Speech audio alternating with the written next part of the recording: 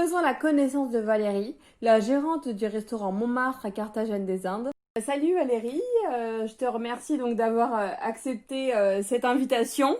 Bonjour Aurélie. Merci à toi. En plus, c'est mon tout premier podcast. Oui, effectivement, Carthagène des Indes, c'est vraiment la toute première ville que j'ai visitée. Est-ce que tu peux commencer par te présenter aux auditeurs dans les grandes lignes, prénom, âge, parcours professionnel? Donc je suis Valérie, j'ai 36 ans, on ne sait jamais.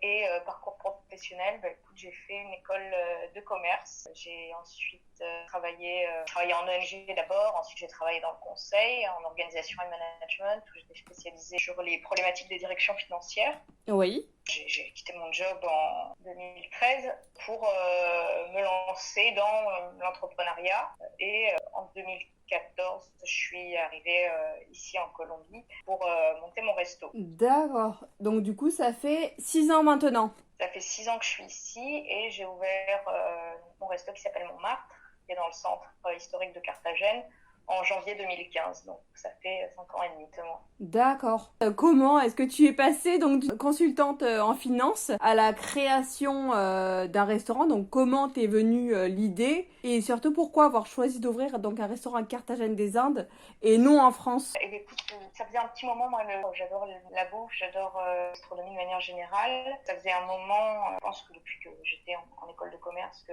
monter un resto, participer au montage d'un resto me branchait. D'accord. Mais bon, c'est des choses que tu dois faire une fois que tu les as un peu pensées, que tu as un peu réfléchi à la chose et que tu as un petit peu un plan, quoi, parce que tu peux pas faire ça sur un coup de tête.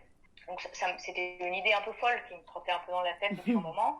Tu arrives proche de la trentaine et puis tu vois que tu stagnes un peu. Pas tu stagnes un peu parce que ça se passait très très bien dans la boîte où je bossais en conseil. Mais voilà, j'avais une petite envie de changement. Avec un ami, on a eu une opportunité de monter la première franchise d'un resto italien, d'une trattoria italienne. D'accord. Et ils avaient envie de monter leur concept en France. Donc on a commencé à travailler avec ces gens-là. C'était très très court. On est allé en Italie, on a fait pas mal de choses.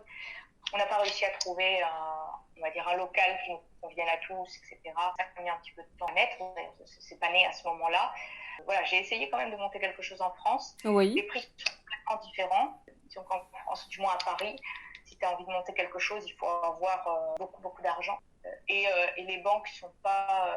c'est un peu la contradiction des banques. T'es pas chef cuisinier, alors tu peux pas monter un resto parce que t'es pas chef cuisinier. Et je pense que si tu es que chef cuisinier, ils vont me dire que tu peux pas le monter non plus parce que tu n'as pas les connaissances, on va dire, de gestion de projet qui sont extrêmement nécessaires, selon moi, pour monter un business. C'était difficile d'avoir un prêt et c'était difficile de trouver un terrain qui plaise à tous, vu qu'on était en association avec les Italiens. Bon, le projet ne s'est pas fait. Après des mois et des mois de recherche, de travail, etc., on a dit que bon, on arrêtait et moi je me suis dit, bon, pourquoi pas aller voir qu'est-ce qui se passe en Colombie. Pourquoi est-ce que tu as choisi la Colombie et plus précisément donc de venir t'installer à Carthagène des Indes? Et en fait, c'est pas un choix anodin. Ma mère est colombienne et de Carthagène. Donc, D'accord. donc c'est une ville que je connaissais depuis petite. On venait assez régulièrement en vacances voir la famille. Et c'est une ville qui m'a toujours beaucoup plu. J'aime beaucoup le soleil, le fait d'avoir la mer. Voilà, c'est quand même plus chouette comme contexte de vie. J'ai un peu ça dans le sang, je pense. L'idée m'avait toujours titillé un peu l'esprit de venir expérimenter un peu la vie ici, quoi.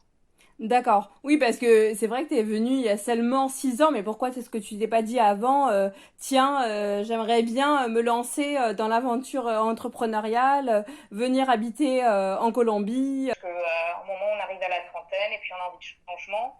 Et comme je te dis, l'idée m'avait déjà traversé un peu l'esprit de venir bosser pendant quelques temps ici, à l'époque du stage, fin d'études ou des choses comme ça s'était pas concrétisé. D'accord. Et puis voilà, les choses de la vie font qu'à certains moments, il y a des opportunités et où justement plus d'opportunités qui se présentent et donc il faut générer le changement quand on en a envie. À l'époque, ils venaient de signer un traité de libre-échange réduisant énormément les taxes douanières sur l'importation de vos produits. Je me dis, peut-être on peut essayer de faire de ce point de vue-là. ou voir si, pourquoi pas, il y a de la place à Carthagène, parce que c'était un peu la ville dans laquelle je me projetais plus, parce qu'à Bogota, c'était une capitale chouette comme Paris pour aller se coincer dans une capitale moche et moi, j'aime pas du tout. Moins attrayante que Carthagène. Ouais, et puis voilà, donc c'était soit Carthagène, soit rien, quoi. Je vais pas changer de vie pour quelque chose de moins agréable. Bien sûr. Selon mon critère. Et donc je suis venue, j'ai fait une petite étude de marché, voir ce qu'il y avait comme offre de restaurant. Bon, à l'époque, c'était en 2014. Non, pardon, c'était fin 2013. Mm-hmm. Il y avait pas encore autant de restaurants que ça dans le centre-ville. Ça commençait à boomer un petit peu, mais c'était pas non plus... Il y avait encore de la place, voilà. Donc je suis rentrée en France et je me suis dit, bon, ouais, pourquoi pas, je vais le faire. Et donc en avril 2014, je suis arrivée avec mes petites valises et mes économies.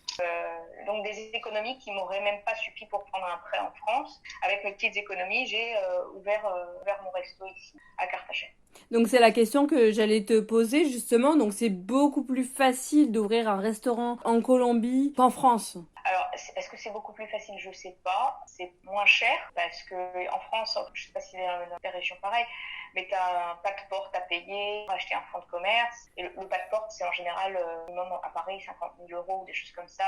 Il faut payer une licence si tu veux vendre de l'alcool. Il y a plein de choses qui sont très coûteuses. Ici, si tu prends un local qui est vide, juste tu payes le loyer et c'est tout. T'as pas besoin de payer un accès au bail, à moins de racheter un restaurant qui est en fonctionnement. Ça, c'est les mêmes règles partout pareil. Mais oui, donc j'ai pris un local qui était vide, j'ai fait des travaux et j'ai installé des équipements et voilà, et j'ai ouvert. Après, il faut noter que ma mère est colombienne, j'ai la nationalité colombienne, donc j'ai pas eu de problème non plus de visa. Tout ça, j'ai famille ici aussi, donc quand tu signes un bail, en général, il faut des garants. Ma famille s'est portée garante. Donc j'ai eu pas mal du fait d'avoir de la famille et de par la nationalité aussi de choses qui ont facilité. Voilà, sinon j'aurais dû avoir de travail ou plutôt d'investisseurs qui doit coûter quelque chose, je sais pas du tout combien ça coûte. Trouver des garants, peut-être m'associer avec des gens, j'en sais rien. Donc je l'ai eu un peu plus facile de ce point de vue-là.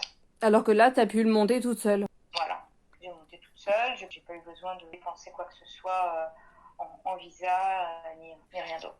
Et tu penses que le fait d'avoir ta famille qui est colombienne, du coup, ça t'a vraiment aidé dans les démarches que tu as effectuées pour ouvrir ton restaurant? Juste pour ça, juste pour les garants. Après, le reste, non, pas plus que ça.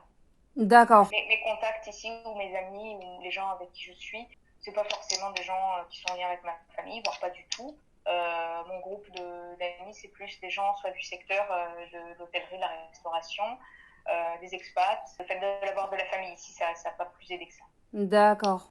Mais par exemple, une personne qui est française, qui souhaiterait s'expatrier à Carthagène des Indes, si jamais elle a des garants, mais en France, est-ce que ça fonctionne? Non. D'accord. Donc effectivement, oui, il faut absolument avoir des garants qui sont déjà en Colombie. Oui, après, il y a d'autres, il y a pas forcément que la méthode des garants. Il faut mettre de l'argent sur un compte, c'est un genre de compte de dépôt de garantie, des choses comme ça. Il y a d'autres moyens, mais c'est en général plus coûteux. Ok. Tu me disais que l'idée de monter un restaurant t'avait toujours intéressé, mais j'ai quand même une petite question. Est-ce que tu as passé des formations ou des équivalents, toi, pour créer ton restaurant ou ce n'était pas nécessaire? Après, comme je te dis, j'ai une formation. Enfin, j'ai fait mes études, j'ai fait une école de commerce, donc ça te permet d'avoir pas mal de bases sur pas mal de choses. Travailler en consultante, c'est principalement de la gestion de projet, enfin, c'est beaucoup de gestion de projet. Après, ce dont tu as besoin quand tu fais un resto, après, ça dépend quel rôle tu veux jouer dans la création de ton resto. Bien sûr. Avoir quelques notions culinaires, c'est mieux. Oui. Alors, j'ai pas suivi une formation professionnelle culinaire. J'ai toujours cuisiné dans ma vie. C'est pas suffisant pour monter un resto. C'est-à-dire, si tu envisages de monter un resto parce que tu fais des gâteaux le dimanche, non, arrête. Oui. Par contre, quand j'ai ouvert, j'ai recruté un cuisinier français qui m'a aidé au démarrage, à monter le menu, à former des équipes en cuisine, etc. Après, j'ai pris un peu le relais, mais en fait, ce qui est certain quand tu veux créer ton business, c'est savoir gérer ton projet, ton cash aussi, tes sous, et gérer l'humain. C'est quelque chose d'un peu compliqué, l'humain. Donc voilà, c'est des choses qu'on apprend plutôt avec l'expérience. D'ailleurs, tu peux avoir des notions académiques, mais je pense que les 5 ans que j'avais fait en conseil, expérience antérieure professionnels m'ont aidé à gérer les choses. C'est pour ça d'ailleurs que je recommande les gens qui veulent monter leur business, d'abord, si c'est possible, de travailler un petit peu dans le monde de l'entreprise et d'être employé pour avoir un petit aperçu de comment les choses peuvent fonctionner. Ça Oui, veut pas dire que s'ils le font pas, ce sera pas bien, hein, évidemment. Mais moi, ça m'a aidé en fait d'avoir un petit peu cette expérience en plus. oui, parce que pour toi, en fait, c'est un peu comme une seconde vie, en fait, comme un second métier qui est Ah oui, complètement clairement. différent de ton premier. Clairement, ça n'a plus rien à voir. Ces expériences sont enrichissantes. La première a enrichi évidemment la seconde, l'a permis d'exister d'ailleurs. Mais oui, les deux vies n'ont rien à voir. Tu penses que le fait d'être cadre, d'être dans une grande entreprise, ça t'a donné aussi envie de te lancer à ton compte? Oui, oui, bien sûr. Enfin, après, ça, c'est pas le fait d'avoir été cadre avant. Je pense que les gens qui créent leur entreprise, ils ont cette volonté en eux depuis un moment. Bien sûr. Le fait d'être en entreprise, juste peut-être le développe un peu plus, ce besoin de se dire je veux mon business à moi. Mhm. Mais, mais oui, ça, je pense que j'avais toujours eu envie d'être entre guillemets à mon compte, comme on dit. Oui, parce qu'il y en a beaucoup qui ont cette volonté de vouloir créer leur entreprise, monter leur restaurant, mais au final, il y a très peu de personnes qui le font vraiment. Oui, bah c'est un pas à passer. Hein. C'est pas une décision facile parce que quand tu décides de monter ta propre entreprise, déjà il faut avoir un petit peu d'argent. Oui, Ça dépend quel type d'entreprise tu montes, hein, parce que je pense bien qu'il peut y sûr. avoir pas mal d'entreprises où t'as pas, enfin, les fonds dont tu as besoin doivent varier, je pense. Bah, En fonction effectivement, des une régions. entreprise en ligne, par Et exemple, et ça te demande moins voilà, de fonds. ça te demande moins de fonds que créer effectivement un resto avec un local, avec des Tout à fait. équipements, etc. Donc, donc oui, faut avoir la volonté, faut être prêt à dormir peu, à bosser beaucoup, à se remonter les manches, à devoir faire face à pas mal de choses que quand tu es employé, en fait, tu ne considères pas. Quand tu parles d'un resto, le chef n'est pas venu, tu fais quoi? Tu ouvres pas ce jour-là ou tu te remontes les manches et tu vas en cuisine et tu cuisines. Et tu fais ça. Le serveur est pas venu. Tu fais quoi? Je prépare la salle. Et oui, je nettoie aussi les chiottes. Et oui, je fais tout ce qu'il y a à faire pour que mon entreprise fonctionne. Donc, c'est de la résilience, c'est du courage, c'est de la motivation tous les jours. Voilà, c'est le fait de se dire que si ça marche pas comme tu veux, il faut être prêt à se payer aussi. Voilà. Donc, Oui. donc la vie d'employé a du bon parce que l'entreprise fonctionne ou pas, ton salaire tombe à la fin du mois. Quand tu es à ton compte, c'est pas forcément le cas. Donc il faut être prêt à avoir tout ça en tête et puis il faut être prêt à prendre le risque. Bon, il faut générer le changement quand on en a envie. Et est-ce que tu peux nous parler un peu de ta vie parisienne, ta vie à Carthagène des Indes? La vie parisienne tout à fait normale, on va dire assez effrénée, rythme d'une capitale. Hein. Oui, Métro, boulot, dodo. Et ici, il y a beaucoup de boulot, pour pas dire le contraire. Parce que quand on crée son entreprise, en fait, il faut être prêt à se remonter les manches. Je travaille aussi beaucoup. Mais bon, on est sur la côte Caraïbe, le rythme, malgré tout, on va dire, est un peu tranquille. oui. Même si, bon, en restauration, on a des gros horaires en général. Et puis, quand on travaille pour soi, c'est différent. Et puis, comme je te dis, le contexte extérieur est beaucoup plus agréable que le contexte parisien. Ah bah oui, ça change. Et puis Carthagène des Indes, c'est une plus petite ville aussi. Bah surtout que maintenant tu as le soleil, fini la grisaille parisienne, Voilà, fini le métro surtout. fini le métro, boulot dodo. Oui, oui, tout à fait. Ça a Effectivement. ses avantages, ça a aussi ses inconvénients. Mais ouais, c'est un changement dont j'avais besoin. Voilà, donc on y viendra après, justement, tu nous parleras un peu plus des avantages et des inconvénients. Comment s'est passée en fait ton intégration dans ce nouveau pays en fait? Même si tu le Non, connaissais déjà. je connaissais déjà, mais effectivement, j'avais pas d'amis ici. J'ai un cousin à peu près de mon âge avec qui je suis un peu sortie au début. Ensuite, le fait que tu montes un truc, c'est très, très facile de faire des contacts en fait. c'est l'avantage des petites villes, tout le monde se connaît. Et en fait, moi, je suis arrivée à un moment où il y a énormément d'expats qui sont arrivés en même temps que moi et D'accord. qui ont monté des choses. Donc en fait, je sais pas pourquoi. En 2014, il y a eu, on va dire, une dizaine de personnes comme moi et du même âge qui sont arrivées pour monter des choses. Les rencontres se sont faites un petit peu naturellement et facilement. Ah bah tant mieux. Oui, c'est des gens avec à peu près le même profil, donc Oui. c'est vrai qu'on s'entend facilement. Tu le sais, pourquoi est-ce qu'il y a eu beaucoup de personnes qui sont venues en 2014 s'installer en Colombie? Non, j'en sais rien. C'est un coup du hasard peut-être. Ou peut-être que je connais plus ces gens-là parce qu'on est arrivé en même temps et que les années suivantes, il y en a eu aussi, mais j'ai l'impression qu'il y en a eu quand même un peu moins. D'accord. Peut-être que c'est le fait que à cette époque-là encore, il y avait des espaces et des choses à faire et que 2-3 ans plus tard, c'était un peu plus bondé. Donc je sais pas, c'est peut-être le bon timing aussi. Quand j'ai ouvert le resto plutôt en 2015 et que je me suis inscrite sur TripAdvisor, Mhm. il y avait 300 restaurants référencés à Carthagène. D'accord. Ça fait un moment que je me connecte plus à TripAdvisor là, depuis la crise. Mais je crois qu'en début d'année, à 2020, il y avait plus de 800 restaurants. Donc, D'accord, donc ça a quand même doublé alors. ça a plus que doublé, ouais, quasiment triplé. C'est pour te dire le boom que ça a connu la ville. Ce qui est bien d'un côté parce que ça veut dire qu'il y a eu plus de tourisme, oui, Oui. mais sortir son épingle du jeu quand tu es un resto 300, bah, ça va, pas aisé, mais ça va. Il y en a 800, bah, c'est un peu plus compliqué.